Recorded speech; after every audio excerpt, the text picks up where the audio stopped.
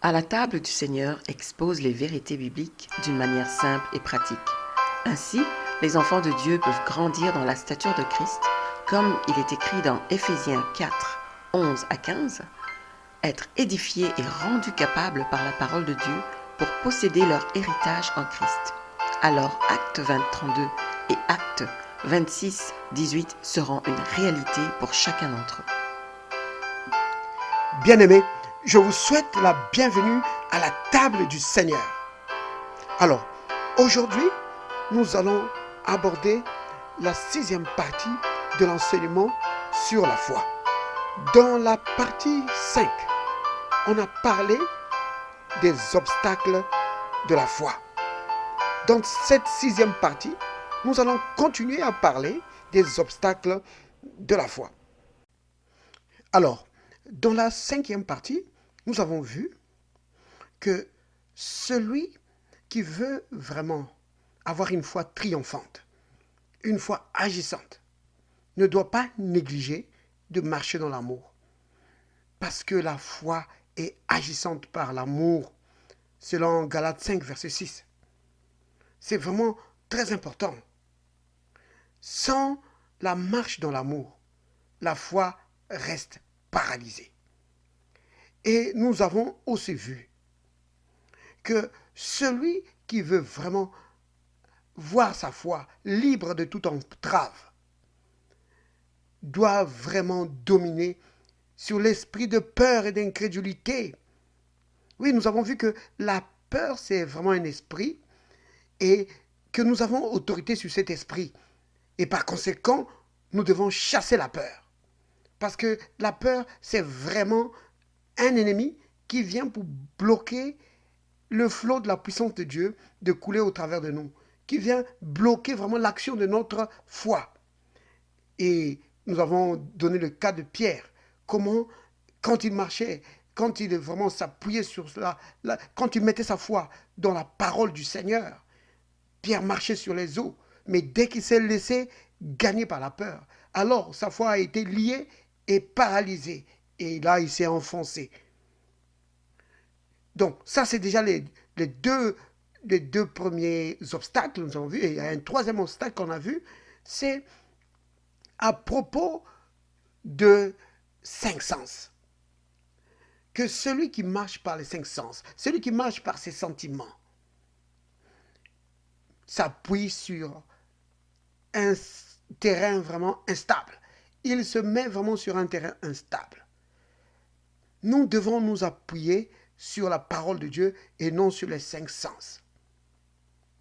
Celui qui marche selon les 5 sens et selon ses sentiments a la foi de Thomas. Parce qu'il ne peut croire que ce qu'il voit, il ne peut croire que ce qu'il entend. Donc, ce que vraiment les 5 sens lui témoignent comme étant réel. Donc, celui qui marche comme ça va avoir du mal à progresser dans la foi, à avoir une foi triomphante, robuste. C'est vraiment très important de réaliser cela. Et il y a même des gens qui ont du mal à accepter leur salut. Parce qu'ils s'appuient sur leurs sentiments. Ils ont le sentiment qu'ils ne sont pas vraiment sauvés. Alors ils ont du mal à accepter vraiment leur salut. D'autres ont du mal à accepter, à recevoir leur guérison. Parce que leur sens leur témoigne le contraire. D'autres encore ont du mal à accepter que le Saint-Esprit habite en eux. Parce qu'ils se sentent tellement faibles.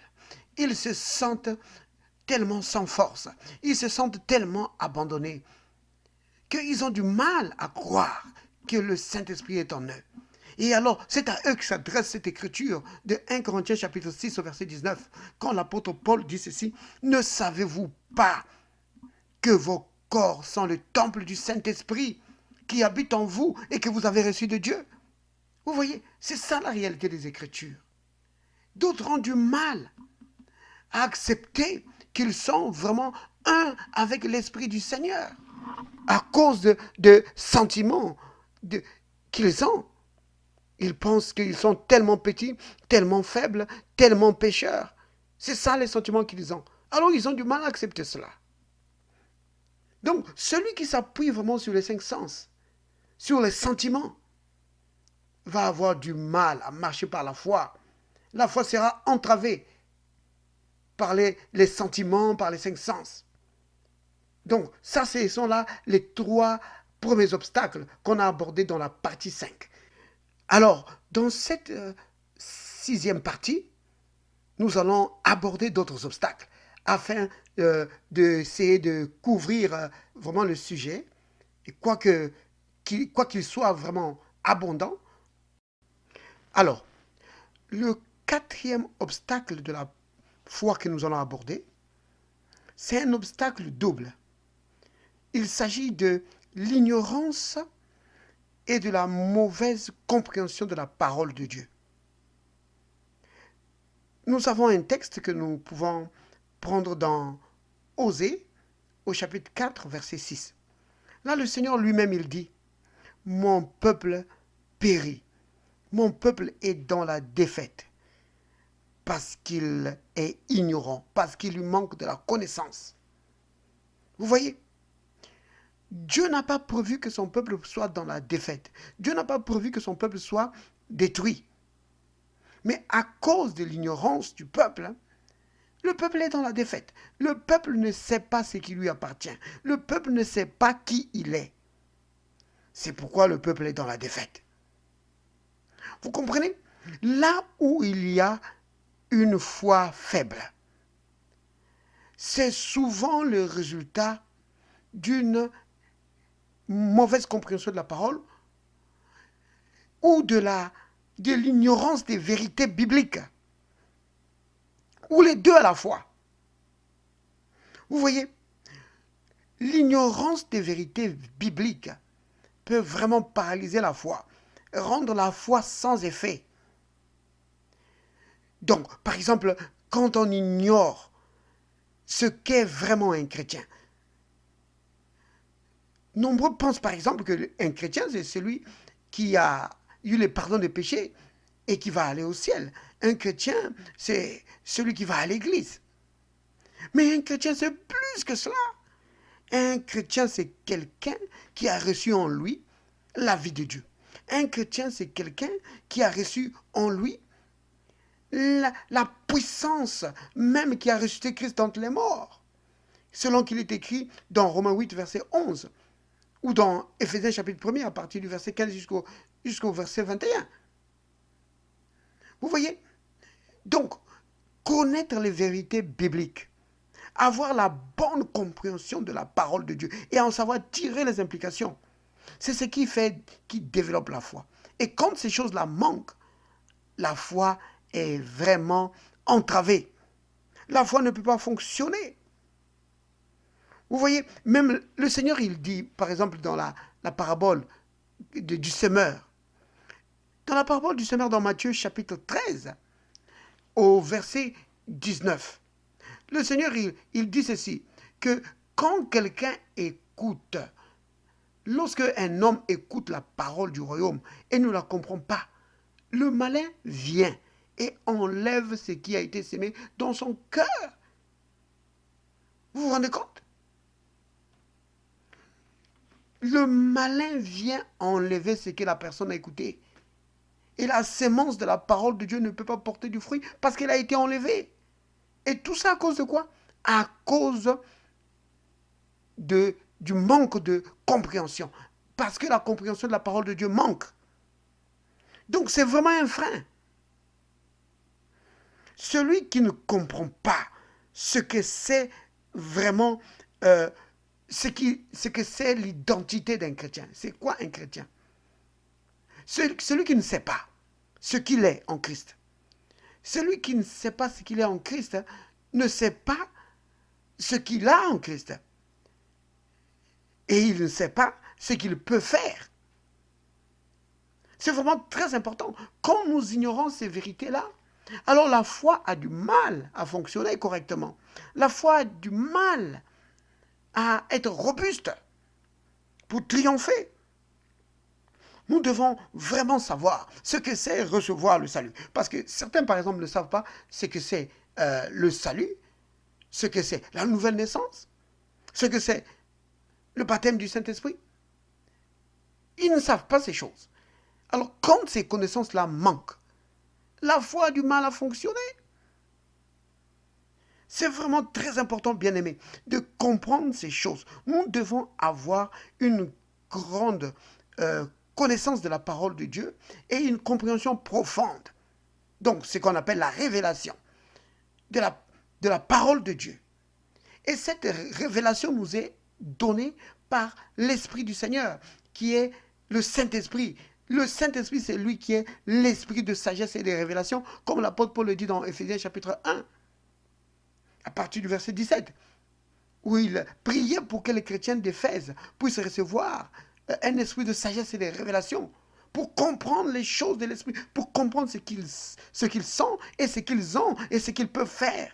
C'est vraiment important de savoir ces choses. Et alors, nous pouvons prier pour nous-mêmes. Paul priait pour les chrétiens d'Éphèse, mais nous pouvons prier pour nous-mêmes. Pour que l'esprit de sagesse et de révélation soit à l'œuvre dans nos vies. Pour que nous puissions avoir une grande compréhension de la parole de Dieu et que notre foi puisse augmenter, que notre foi puisse être robuste, pour que les entraves de la foi puissent sauter. C'est vraiment très important. Regardez par exemple cette écriture de 1 Jean chapitre 5 au verset 13. C'est l'apôtre Jean dit ceci. Je vous ai écrit ces choses afin que vous sachiez que vous avez la vie éternelle, vous qui croyez au nom du Fils de Dieu. Vous entendez ça? Il dit aux chrétiens que je vous ai écrit afin que vous sachiez que vous avez la vie éternelle. Apparemment, ils ne le savaient pas. Vous voyez, ces chrétiens étaient un peu comme ceux d'aujourd'hui. Ils ne savaient pas qu'ils avaient la vie éternelle.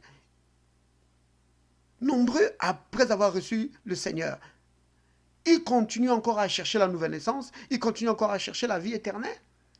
Mais, que disent les Écritures?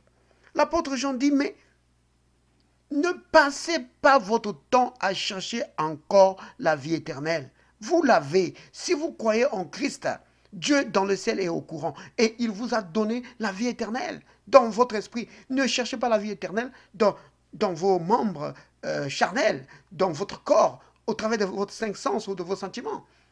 La vie éternelle est une réalité spirituelle. Dieu a communiqué la vie éternelle à votre esprit.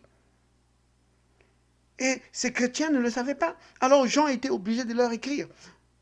Et c'est pourquoi il leur dit que je vous ai écrit ces choses afin que vous sachiez que vous avez la vie éternelle, vous qui croyez au nom du Fils de Dieu.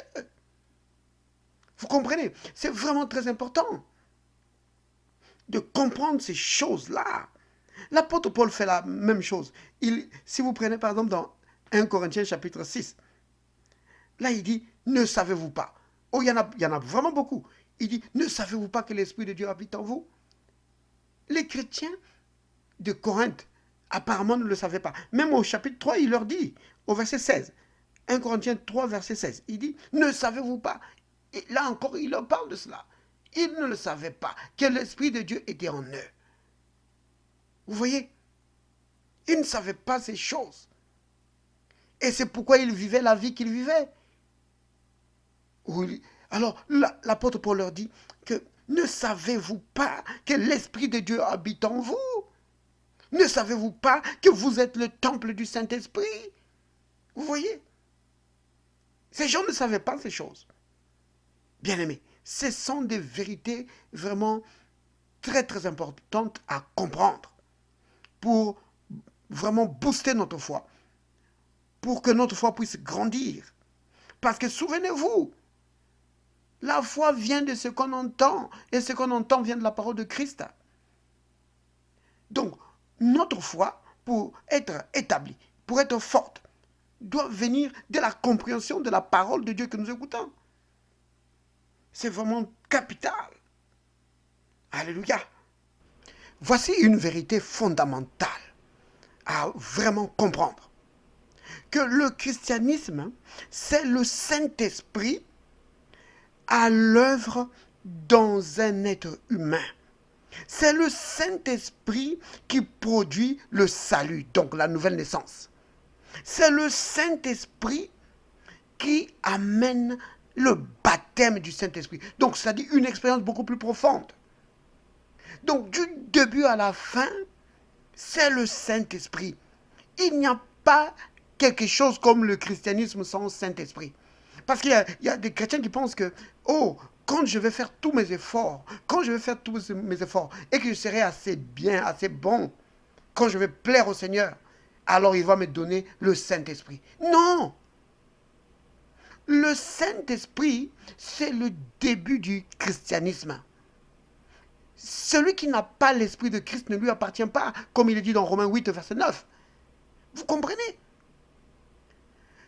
C'est le Saint-Esprit qui amène la conversion, le salut. Et alors, c'est le Saint-Esprit aussi qui amène le baptême du Saint-Esprit. C'est toujours lui qui fait ça. Donc, il n'y a pas un chrétien qui manque de Saint-Esprit. Ça n'existe pas. Vous comprenez? Parce que certains chrétiens pensent qu'ils n'ont pas le Saint-Esprit et qu'ils vont l'avoir le jour où ils seront baptisés du Saint-Esprit. Le baptême du Saint-Esprit, c'est une seconde étape après le salut, que le Saint-Esprit te fait vivre. C'est vraiment très important de comprendre ces choses. Alors c'est pourquoi beaucoup de chrétiens pensent qu'ils n'ont pas le Saint-Esprit, qu'ils sont comme ça sans Saint-Esprit et qu'ils attendent le baptême du Saint-Esprit. Alors, à ce moment-là, ils auront le Saint-Esprit. Non, la vie éternelle. Il n'y a pas de vie éternelle en dehors du Saint-Esprit. Il n'y a pas de salut en dehors du Saint-Esprit. Il n'y a pas de nouvelle naissance en dehors du Saint-Esprit. Voilà là des vérités fondamentales à comprendre pour que notre foi puisse vraiment être boostée. Donc, être un enfant de Dieu, ce n'est pas être un membre d'église. Ce n'est pas l'église qui a décidé que maintenant, comme tu as cru à la parole, maintenant nous l'église, nous décidons de t'appeler enfant de Dieu. Non. Enfant de Dieu, c'est ce que tu es devenu en recevant la vie de Christ. En acceptant Christ comme ton sauveur, alors tu reçois la vie de Christ. Et la Bible dit dans 1 Corinthiens 6, au verset 17, qu'à partir de ce moment-là, ton esprit et l'esprit du Seigneur deviennent un seul esprit. Oh là là, vous comprenez? Alors quelqu'un comme ça, il sort du cadre ordinaire pour entrer dans un surnaturel ordinaire. C'est vraiment très important, bien aimé, de comprendre ces choses. Alléluia. Béni soit le nom du Seigneur. Alors, le cinquième obstacle que nous allons aborder, c'est les pensées du monde. C'est penser comme le monde.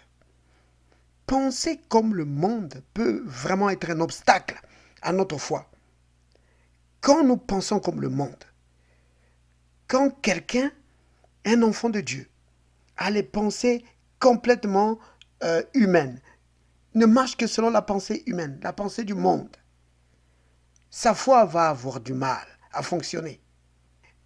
Pourquoi je le dis? C'est parce que la Bible le dit. Dans Romains chapitre 12, au verset 2. Alors, là, l'apôtre Paul, s'adressant aux chrétiens qui étaient à Rome, leur dit que ne vous conformez pas au siècle présent, mais soyez transformés par le renouvellement de l'intelligence. Regardez l'importance de cette transformation, de ce renouvellement d'intelligence, afin que vous discerniez. Donc, si l'intelligence n'est pas transformée, si notre intelligence n'est pas renouvelée, alors la transformation ne viendra pas. Parce que vous avez remarqué qu'il est dit que soyez transformés par le renouvellement de l'intelligence. Donc, souvent on cherche la transformation dans la vie d'un chrétien. Mais la transformation dans la vie d'un chrétien ne peut pas arriver quand l'intelligence n'est pas renouvelée. Oh, bien sûr, il y a des transformations superficielles ou extérieures que souvent on peut voir. La personne, dans certains endroits, on va demander « ne t'habille plus comme ça, habille-toi plutôt comme ceci ». Ça, c'est des choses extérieures. Mais une transformation profonde ne vient que quand l'intelligence est renouvelée. Pourquoi? Parce que là, on sera à même de discerner, donc c'est-à-dire de comprendre la volonté de Dieu. De comprendre les 3 niveaux de la volonté de Dieu. c'est-à-dire ce qui est bon, ce qui est agréable et ce qui est parfait. Vous voyez, c'est vraiment capital de comprendre, donc d'avoir l'intelligence renouvelée. Comment se fait le renouvellement de notre intelligence? C'est la parole de Dieu qui renouvelle notre intelligence. Parce que souvenez-vous que ça, c'est encore un principe vraiment spirituel. Que Dieu fait tout par sa parole. La Bible dit dans Hébreux chapitre 1er au verset 3 qu'il soutient toutes choses par sa parole puissante. Quand Dieu veut agir, quand Dieu veut faire quelque chose, c'est sa parole qui agit. Sa parole sort de lui. Et cette parole a les capacités d'accomplir sa volonté. Donc, le renouvellement de l'intelligence s'opère par la parole de Dieu. Quand nous écoutons la parole de Dieu, quand nous accédons à une compréhension profonde de la parole de Dieu, alors notre intelligence est renouvelée. C'est vraiment capital. Pourquoi? Parce que si quelqu'un n'a pas l'intelligence renouvelée, si un enfant de Dieu n'a pas l'intelligence renouvelée, il va marcher selon les pensées du monde, il va vivre comme les gens du monde. Maintenant, quand on parle de mondanité, souvent on pense au péché, à beaucoup de choses que les gens du monde font. À aller dans les bars, à se livrer, je sais pas moi, à l'ivrognerie, aux excès, toutes ces choses. C'est vrai que c'est la mondanité. Mais il y a une mondanité que souvent l'Église ne voit pas. C'est quand les enfants de Dieu réfléchissent, pensent, réagissent comme les gens du monde. Comme quoi, par exemple? Et en disant, par exemple, « Oh, je suis qu'un faible pécheur. Je suis qu'un pécheur sauvé par grâce. Oh, je suis faible. » Alors que la Bible dit le contraire. La Bible dit, ça c'est l'apôtre Paul qui le dit dans Philippiens 4, verset 13. Il dit, « Je puis tout par Christ qui me fortifie. » C'est cela les témoignages de la Bible. Mais les chrétiens, ils agissent comme le monde. Ils disent, « Oh, je suis qu'un simple homme. Qu'est-ce que je peux faire? » Ça, c'est la pensée du monde. Et alors, si un enfant de Dieu n'a pas l'intelligence renouvelée par les vérités bibliques, il va réagir comme le monde. Devant une situation, il va réagir comme le monde. Il va craindre comme le monde. Devant Corona, il va craindre comme le monde. Il va avoir peur du coronavirus comme le monde. Vous voyez? Il va avoir peur des situations de la vie comme le monde. Vous voyez? C'est vraiment très important pour un enfant de Dieu d'avoir l'intelligence renouvelée par la parole de Dieu.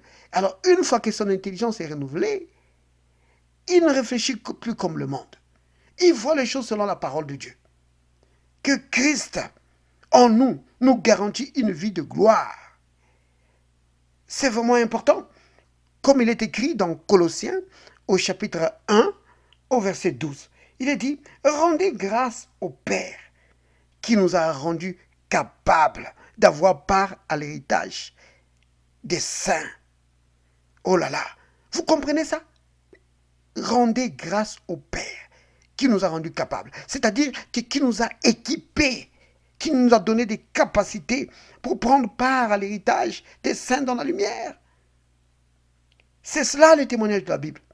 Ce sont ces vérités-là qui doivent transformer notre réaction. Alors, nous allons revêtir l'homme nouveau, créé selon Dieu, comme il est dit dans Éphésiens chapitre 4, verset 24. C'est cela. Mais si l'enfant de Dieu, si le chrétien n'a pas l'intelligence renouvelée, devant les situations de la vie, il ne va même pas penser qu'il peut vaincre. Il ne va même pas penser qu'il peut triompher. Il va pleurer comme le monde. Il va fuir comme le monde. Il va avoir peur comme le monde. Au lieu de triompher par la foi, car celui qui est en nous est plus grand. Oui, il est plus grand que celui qui est dans le monde. C'est vraiment très important de comprendre ces choses. Donc, si un chrétien marche selon les pensées du monde, s'il a l'intelligence charnelle, s'il a été transformé, vraiment modelé par le monde, alors, il va craindre ce que le monde craint, il va vivre comme le monde vit, il va avoir peur du lendemain comme le monde. Il n'aura aucun espoir comme le monde. C'est cela. Mais la parole de Dieu en nous édifie notre foi et nous remplit d'espérance et de force. Oh, béni soit le nom du Seigneur. Alléluia. Regardez par exemple ce que l'apôtre Paul dit aux chrétiens de Corinthe. Dans 1 Corinthiens chapitre 3, à partir du verset 2, il dit « Je vous ai donné du lait, non de la nourriture solide, car vous ne pouviez pas la supporter, et vous ne le pouvez pas même à présent, parce que vous êtes encore charnel. » Parce que vous êtes encore charnel. Vous entendez ça? Ils étaient encore charnels. Pourquoi? En effet, puisqu'il y a parmi vous de la jalousie et des disputes, n'êtes-vous pas charnel et ne marchez-vous pas selon l'homme? Vous voyez, l'apôtre Paul est en train de dire ceci. Au verset 3, il dit, ne marchez-vous pas selon l'homme. Dans d'autres versions, il est dit, ne marchez-vous pas selon comme des simples hommes. C'est cela. L'apôtre Paul demande, il dit aux chrétiens de Corinthe, que vous marchez comme des simples hommes. Pourquoi? Parce que un chrétien n'est pas un simple homme. Pourquoi? Parce qu'il a en lui l'Esprit de Dieu. Il a en lui la vie de Dieu. Il a en lui les capacités divines. Souvenez-vous, Colossiens chapitre 1 au verset 12, que Dieu nous a rendus capables. Il nous a équipés. Oh oui. Ou alors dans Philippiens, chapitre 4, au verset 13, quand l'apôtre Paul dit que je puis tout par Christ qui me fortifie. C'est-à-dire que quand il dit Christ qui me fortifie, il est en train de dire que je puis tout parce que Christ m'équipe. Il me donne des capacités pour triompher. Peu importe les situations, il va me donner des capacités pour triompher. Le Seigneur nous équipe. Donc, un chrétien n'est pas un simple homme. La pensée humaine. Quand un chrétien a une pensée humaine, il va penser que c'est un simple homme. Et il va affronter les situations de la vie comme un simple homme. Et à ce moment-là, il va être vaincu. Mais si il a l'intelligence renouvelée, il saura qu'il n'est pas un simple homme. Il a en lui l'Esprit de Dieu. Le plus grand habite en lui. Oh, cessons d'aborder, de faire face aux situations de la vie comme des simples hommes. Mais revêtons-nous, comme l'apôtre Paul dit aux Philippiens, ou plutôt aux chrétiens d'Éphèse. Il dit, revêtez-vous de l'homme nouveau. Il nous faut revêtir l'homme nouveau. Souvenez-vous, c'est encore l'apôtre Paul qui le dit aux Corinthiens. Il leur dit que si quelqu'un est en Christ, il est une nouvelle créature. Oui, il est une nouvelle créature. Donc, cet homme nouveau-là, nous devons le revêtir. Alors, nous allons vivre dans la victoire. Et plus jamais nous vivrons dans la défaite. Ce sera fini la défaite. Le temps de défaite, ce sera terminé. Alléluia. Béni soit le nom du Seigneur. Père Saint, Père juste, merci Père pour la foi qui a été donnée une fois pour toutes aux saints. Oh Père, merci pour ta grande bonté. Merci Seigneur pour ton Esprit Saint. Béni sois-tu Père pour le Saint-Esprit, l'Esprit de sagesse et de révélation qui me donne une connaissance profonde de ta parole pour triompher dans la vie, peu importe les situations. Au nom de Jésus le Christ. Amen. Merci d'avoir partagé ces moments avec nous à la table du Seigneur. Pour continuer cette expérience, vous pouvez consulter notre page Facebook ainsi que notre chaîne YouTube à la table du Seigneur. Pour tout contact, vous pouvez nous écrire à l'adresse à la table du Seigneur @gmail.com ou nous appeler au numéro 438 410 8475. Soyez bénis.